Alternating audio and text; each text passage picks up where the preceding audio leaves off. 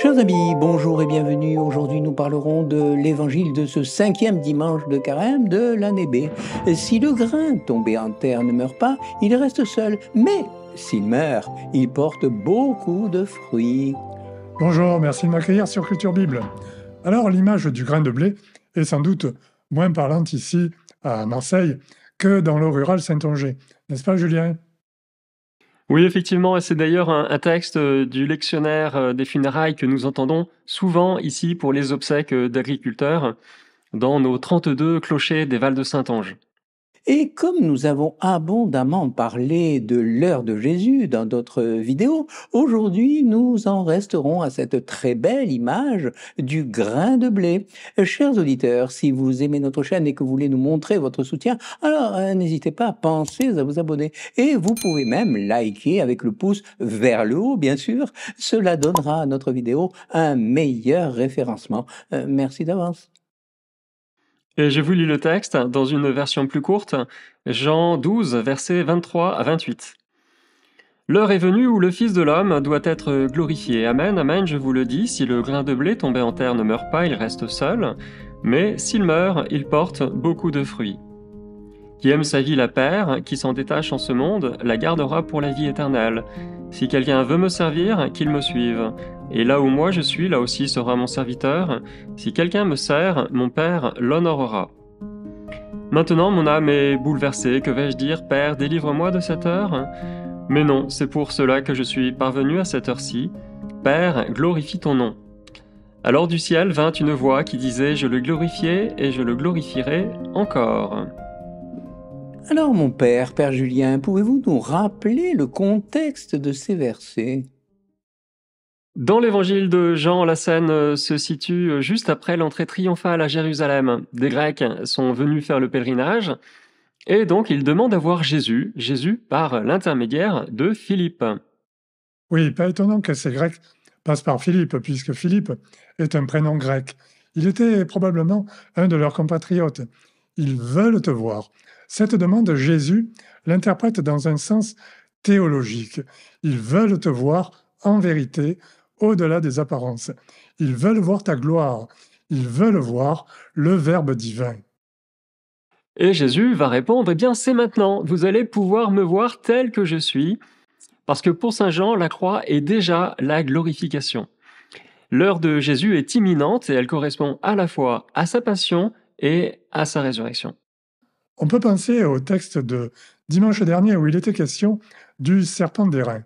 On avait vu que l'élévation du serpent est une figure de la glorification de Jésus sur la croix. Les deux correspondent, la croix et la gloire. C'est une élévation dans tous les sens du terme. Et Jésus a recours à cette image, le grain de blé tombé en terre. La glorification est comparable à ce processus de mort et de régénération du grain de blé. Il doit mourir, oui, mourir pour porter du fruit et un fruit en abondance. Ensuite, Saint Jean place sa version de la scène de Gethsémani. En effet, on voit Jésus profondément troublé et il demande, angoissé, que dirais-je? Père, sauve-moi de cette heure. Et Jésus se ravise, comme au mont des Oliviers. Non, c'est pour cela que je suis parvenu à cette heure-ci. Père, glorifie ton nom. Alors oui, le lien passe souvent inaperçu, mais la question que Jésus pose à Gethsémani, est-ce que cette coupe ne peut passer sans que je la boive, est ici reprise, mais en termes tout à fait johanniques. Et cette question, elle est associée à l'heure, qui est une expression qui parcourt tout le 4e évangile. Et maintenant, Père Julien, pouvons-nous revenir sur cette image que Jésus utilise pour évoquer sa glorification, le fameux grain de blé? J'aimerais comprendre. Oui, alors je reprends le verset. Si le grain de blé tombé en terre, dit Jésus, ne meurt pas, il reste seul, mais s'il meurt, il porte beaucoup de fruits. Alors effectivement, on comprend l'image, en effet, si le grain de blé doit donner place à autre chose qu'à lui-même, eh bien finalement, il doit accepter de mourir. Et alors, une tige peut apparaître, un épi, et enfin du grain plein l'épi. Voilà, et au bout de quelques saisons, un seul grain peut donner une récolte abondante. Il suffit juste que le grain réalise cette transformation qu'est la germination. Voilà, vous l'avez dit, donc le processus est une germination, une lente germination finalement pour nous à travers toute notre vie. L'image, elle vaut pour Jésus qui a été déposé dans un tombeau, mis en terre, et elle vaut aussi pour chacun de nous.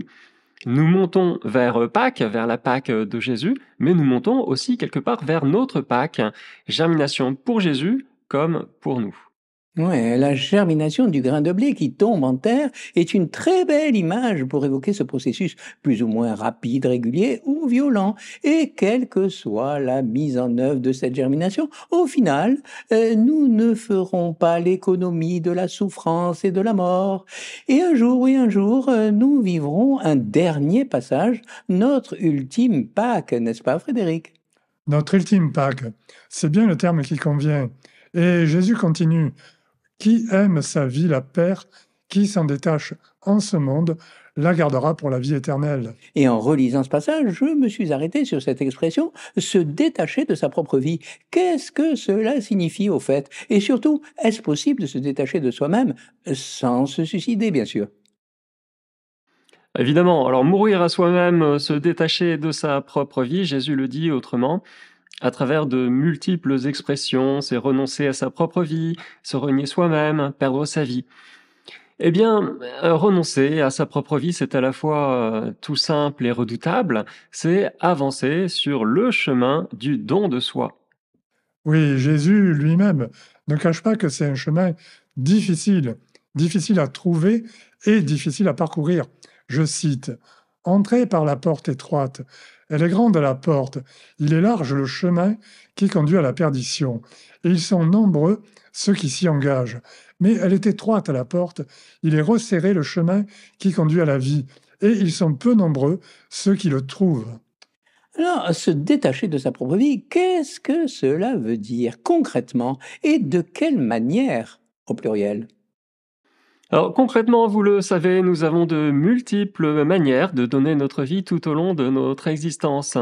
Et bien sûr, il y a des étapes qui jalonnent notre vie, des caps. Il arrive qu'avant même de mourir, nous soyons confrontés à cette éventualité, quand des obstacles se dressent devant nous, quand nos projets sont contrariés. Alors, quel chemin choisir quand nous sommes placés à des carrefours de notre vie? Eh bien, quel chemin prendre, bien sûr. Ben oui, c'est bien une question de discernement finalement. Oui, est-ce qu'il faut rester attaché à nos certitudes, continuer de parcourir nos sentiers battus ou privilégier l'essentiel en acceptant de mourir à nous-mêmes et en prenant la décision qui s'impose? Et en tout cas, il faudra toujours choisir le meilleur, c'est-à-dire la meilleure part. Oui, choisir la meilleure part. C'est ce que dit Jésus à Marie de Béthanie. Vous connaissez cette scène. Marthe et Marie reçoivent Jésus et les disciples chez elles. Marthe prépare le repas pour de nombreux convives et elle court dans tous les sens, alors que Marie, sa sœur, reste aux pieds de Jésus. Elle l'écoute. Alors Marthe se met en colère et dit à Jésus, cela ne te fait rien que Marie reste là à ne rien faire, tandis que moi, je me retrouve seul à devoir faire le travail. Et Jésus répond à Marthe en disant, tu vois, ta sœur, elle a choisi la meilleure part, elle ne lui sera pas enlevée.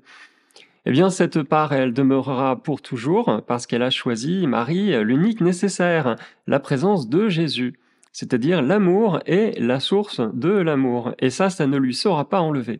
Et cela n'est pas toujours évident de choisir quand on est à la croisée des chemins. Marie, elle, a choisi la meilleure part, mais Jésus était là, physiquement présent. Privilégier Jésus, cela s'imposait pour elle. Mais pour nous, comment choisir?